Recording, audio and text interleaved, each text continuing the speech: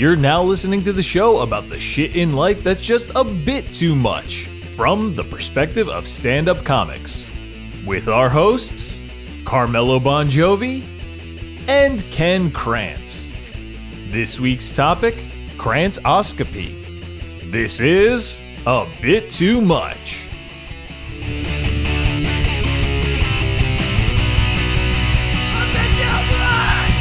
Oh wait, speaking of health, how's your butthole? Oh yeah, it's funny. I had a colonoscopy the other day. It was the first time I did it. Wait, this is your first colonoscopy? Yeah. I'm a bit of a procrastinator. And you're 20 years older than me, and just your first colonoscopy. Not 20 years older than you. Dad, Papa? And you, dude, those are... You don't think you look younger than me, though. At least give me that. No, right? I don't think I look better. I don't think I look better than anyone. No, I said younger. Younger, better, okay. Whatever. Believe me. There's no. This is just about how old you are. But this is your first one. Those are rookie numbers. Those are. I'm putting up Steph Curry numbers. Okay. I mean, I lost count. I'm like a manslaughter lost count of his body count, but with colonoscopies. Why? I'm like, I don't even know how many colonoscopies I've had. Why do you keep They doing might as well it? just stay up my ass. They might as well just put a, you know what, instead of doing a special every year, filming a special in my ass, they should do Big Brother and just keep the fucking camera up Why there do you and have... just monitor my colon 24/7. Why do you have so many colonoscopies? I've had so many problems, man. We've talked about them a little bit. I've had endoscopies and colonoscopies. I'm trying to get them to Chinese finger trap me and just do it at the same time. What's an end? That's when they go down your throat? That's down your throat, yeah. The endoscopy is for like stomach, like esophagus, stomach, like everything there. And then the other way is for colon and like all that side of things. So... because you can't go all the way through to see everything, so you got to go up either way. And I've had both of them. I lost count of both.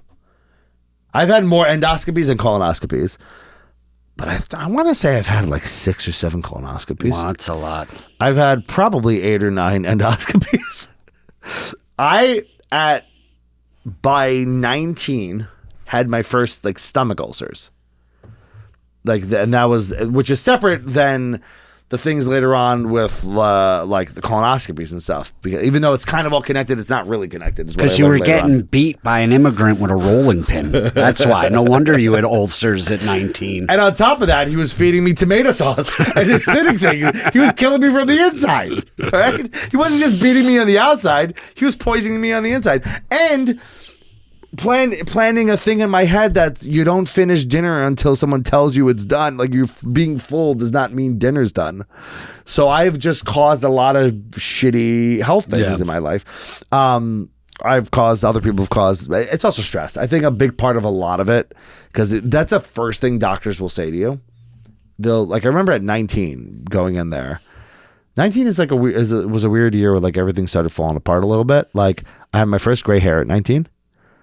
I had stomach ulcers in 19, and I started dating a terrible person all in that same year. But like, I don't think any of those 3 things are really related to each other, but they all happened at 19. And so I went in because I had this like horrible reflux. Like, I was just always getting like, I'm just Italian, so I'm like, it's agita, you just mark everything up. Italians don't go to the doctors. Like, all my aunts and uncles, they're like, it's fine. They all die young. So I was better than that. I was like, in the house, right? Like, they all die in your basement. Yeah, they all die in the house. We found my uncle in the house. Everyone's just in the house. You're right. No one, because no one's going to they probably had things they should have been in hospitals for, and they weren't. So many, yeah, that's exactly right. All died in their houses. And so, but I was better than that. I knew something was wrong. I was like, I can't, like, every time I'd be talking to people and I'd be like, making faces, and they're like, what? But it's like, it would feel like just like acid coming up, And then I found out that repetitively could also cause like esophageal cancer and stuff. So that freaked me out. I'm like, all right, I got to go get this checked out. They go down there and they're like, oh yeah, you've got like 3 or 4 ulcers, which means that like they would see the ulcers, and then when I would go back, they'd be like, oh, those ulcers healed. You have new ones though. Like, they would see where they would see the scar tissue where they healed. So I would just have this like, I guess it was just like the root of all of it is bad reflux, like bad acid, overproduction of acid in my stomach. So that's like coming up and stuff. And then eventually started getting some colonoscopies. I mean, it's all really the same, to be honest with you, except that colonoscopies you've got to clear out a lot more. Yeah. Yeah. I didn't mind that part because... Oh, I hate the prep. It's fucking terrible. Well, you started a long time ago. Yeah. Were you drinking that shit? Yeah. Yeah, because they just give you pills now. Wait, what? Dude, I've had colonoscopies pretty recently. I get them every year now. Well, then maybe they don't like you, so they just give you the shit.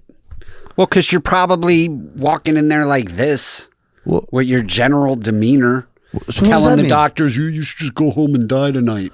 They're like, give this asshole the chalky, thick semen shit.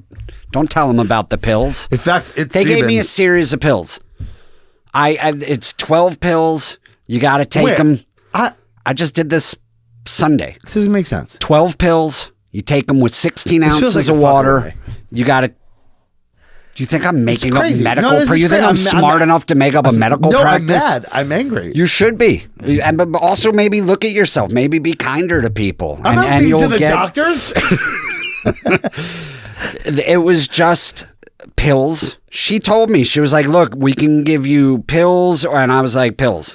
She was like, "Well, I didn't decide." I was like, "Just pills." Yeah. So the only thing that sucks is you gotta take 12 of them in 30 minutes, and then you got to do it again at like 2 in the morning. So you got to set the alarm, wake up, with a drink, and you have to drink it. Yeah, you have to do the same thing. I was like, I take pills all day long. I could do that easy. That's not bad. So the what I've done for all the times I've done it, and actually pretty recently. So I wonder if this is new enough that like the next time I do it, they will give me this. You think they just came out with the pills in the last few months? Maybe. I didn't even know this existed. Yeah. I've never been given an option. I would have picked pills in a heartbeat. Yeah. One of the worst nights of my entire fucking life was when I was in the hospital for like a week. When I didn't realize what I had, I thought I had colon cancer because I was bleeding and in pain to where like I couldn't move. I was shitting like 23 times a day. Like I'm not like one day I counted. Oh, it's a lot. Yeah, it was not a doctor, but that feels like a lot. I was incapacitated. I was bedridden. I couldn't move. I couldn't leave the house. It was like for a few weeks there. I was like really touch and go there. It felt like I was like, this is bad. This is the end for me. And so I thought, oh, this has got to be like colon cancer. And then I go to the doctor is like, it might be colon cancer. So then they check me into this hospital in Westchester, and I go to the oncology ward, and they're like, you're going to be here for a little bit. So I'm in the cancer ward of this hospital. And before that, by the way, I was in the hospital the first time I went and checked myself in. This horrible hospital in like Yonkers, and the woman's like, well, so what's going on with you? I'm like, I've been bleeding. My stool's bleeding. She's like, how long has that been going on? I was like, I don't know, a few weeks. She's like, well, you could be dead by now. Why'd you just come in now? I'm like, all right, I'm sorry. So yeah, like, what, should I leave and go die because I didn't do this fast enough? She was yelling at me, and then I went in there and I had the worst experience of my life. And I was in a room with this guy who was having withdrawals from alcohol, and he was throwing up all night and screaming in pain because he was getting the shakes. Like he was fighting it. And they didn't have his medicine, like the methadone or whatever, to combat that shit. So he was really fucked up. He made this giant mess of the bathroom. They weren't cleaning it. It was like a nightmare. So now this is weeks later. I'm in this oncology ward, and I'm actually getting treated like a human. I get a morphine drip, which let me just tell you, if you've ever, it's good stuff. If you have the opportunity, if you're in pain, and the doctor asks you, "Do you want morphine?" and you want to be a hippie about it, I'm like, oh, no. Take the fucking morphine. Well, you know, it's fun. My brother had his appendix had to come out. Yeah. Like burst or whatever. Oh, God.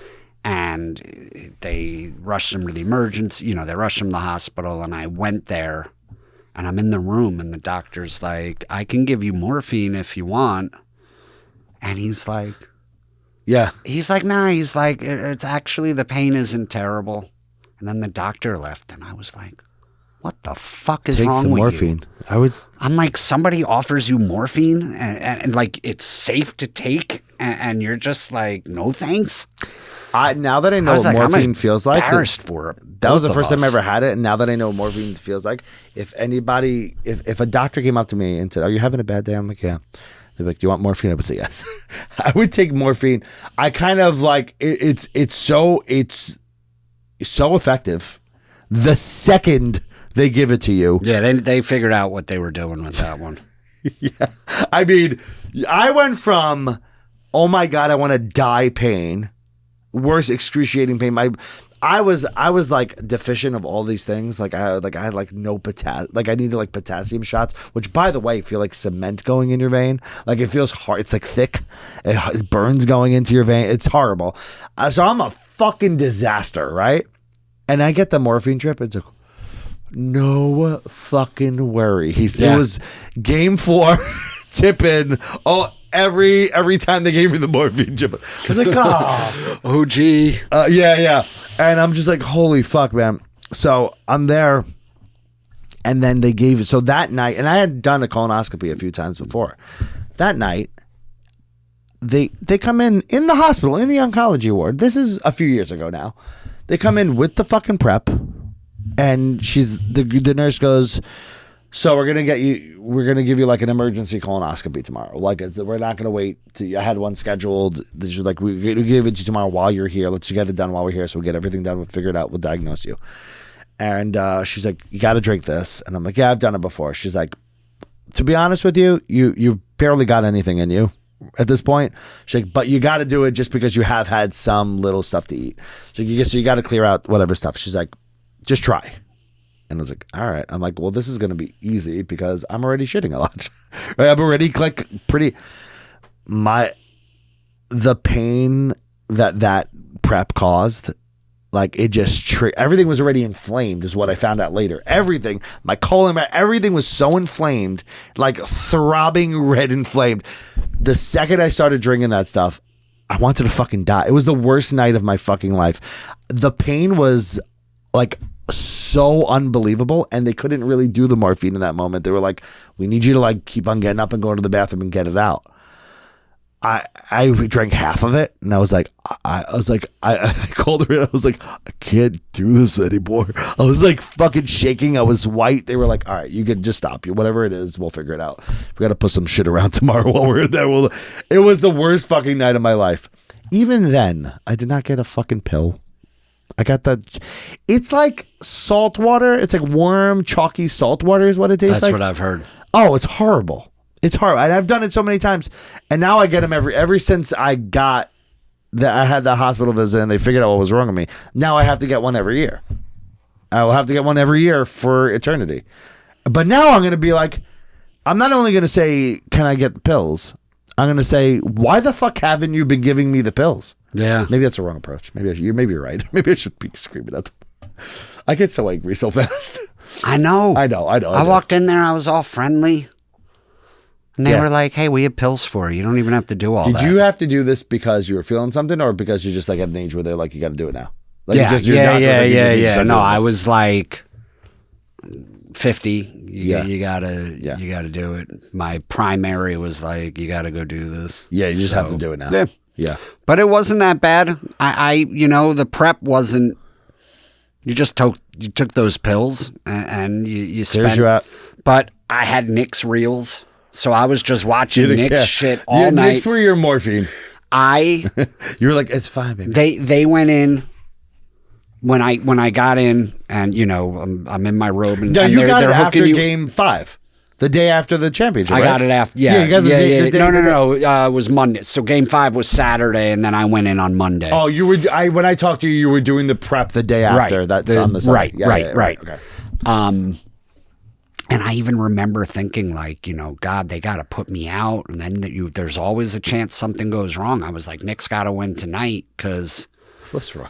If I fucking die under anesthesia and then they win Tuesday night. First of all, no one dies getting a colonoscopy. I don't know. No, I mean, yes, you do hear there are those anomaly anesthesia stories, but that's not, dude. Right, but I got neurotic Jew brain that's like, well, I'm going to be the 1 in a billion case. I love anesthesia. Now, especially now that I'm a dad, I'm like, oh, I get to sleep for an hour. That's how I think of anesthesia. I'm like, it's so good. I like the sensation. This might say a lot about me. It's that shit that Michael Jackson OD'd on. Propanol. That he would call his milk. He'd be like, give me my milk. I get it. But sometimes he meant semen. So that's the other thing. No, he was. But that anesthesia is. I've done this so many times. I've been put under so many times. All these procedures. I'm talking. I've probably been on anesthesia a good 15, 16 times in my life. Have you? Is this not your first time getting knocked out? Not my first, but I haven't. Just a handful of times in my life. Yeah. I mean, I like wrist surgery. My shit didn't start breaking down in my teen years. Yeah. I've been getting anesthesia for a while. It's like every few years. Now it's every year. And I really enjoy, I almost look forward to the moments of anesthesia. Like, I like the feeling. Maybe this is something that I think I always did, but now especially I think I'm like a tired dad. I'm like, okay, this is kind of nice. You know what I'm going to do? I'm going to go in there in a robe. They're going to hook me up. And then they do that thing. They tell you to count backwards from 10. And then I play a contest with myself. Like, how deep can I get into the count before I go out? Because it's usually like 10. Oh, 9. They didn't even do that with me. We were just talking about the Knicks. Yeah. And I was like, oh, I got to remember to tell them this. And then next thing I knew, I was waking up. Yeah. I like when they go, all right, so we're about to start. I'm going to ask you to count. They're like, and they'll be like, we're starting now. Like literally as they turn the thing on and you're already hooked up, they'll say that to you. And then I go, oh shit, I want to try to get down to like 4. And I play that game like 10. And by 7, you're out. Yeah. And it's the best. I love that. I love that you get put under and then you wake up and you're like, it's all done. My butt hurts a little bit, but it's all done.